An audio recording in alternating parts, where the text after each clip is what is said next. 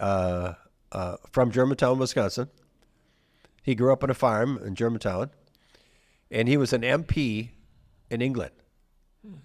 And 3 weeks before D-Day, his commander said, "Reuben, where are you from?" "Germantown, Wisconsin." "What'd you do in Germantown?" "I grew up on a farm." "Did you drive a tractor?" He says, "Yep." "Then you're going to drive a tank." So Reuben went from being an MP to being a tank driver like in 3 weeks.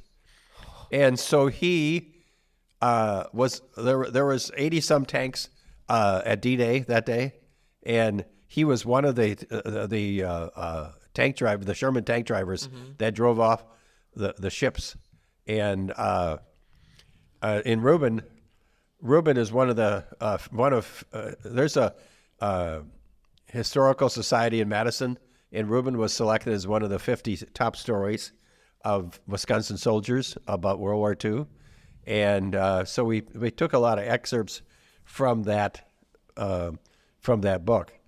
And he really gives a lot of details on the morning of June 6th on D-Day at Omaha Beach.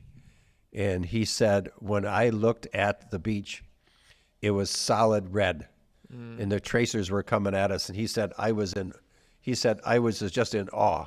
He says, I was scared out of my mind, but I was also in awe of what I was seeing.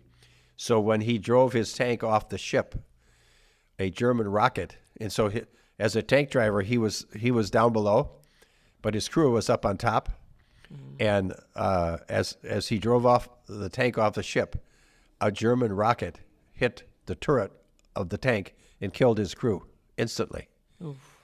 But he was able to. He got blown out of the tank, and he swam to shore. He waited 4 or 5 hours for the D-Day battle to get done, and they took the bluffs. In a half track, picked him up with other tank drivers, and they took him up to the top of the bluff.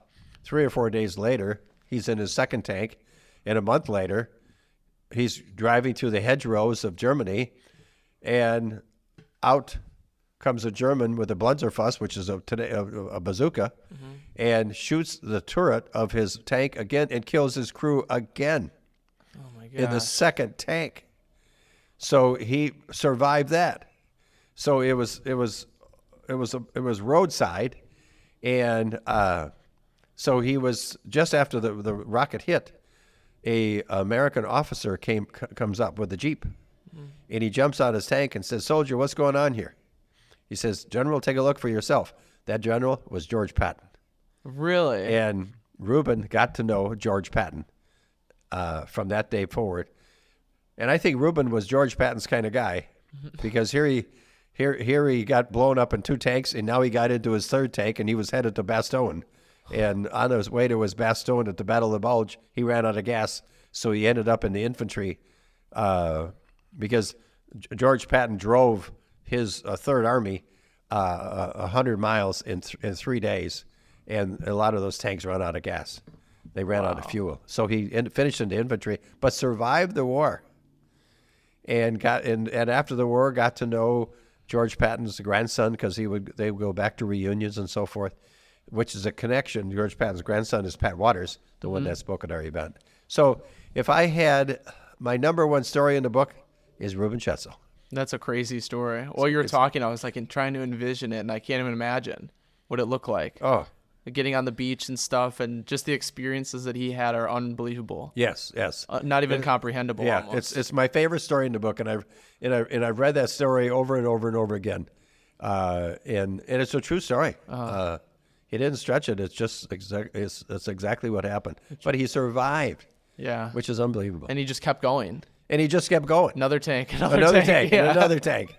He didn't quit. He didn't get scared. He just kept going. He just kept getting into another tank and kept going. So he was George Patton's kind of soldier. Right. Yeah. Crazy. Where can somebody And he was from Germantown, Wisconsin. From right here, too. Yeah. How crazy is that? Everything just ties back in together, and the book kind of ties it all together, too, which is cool. Yeah. Where can somebody get the book? You can get it at our office.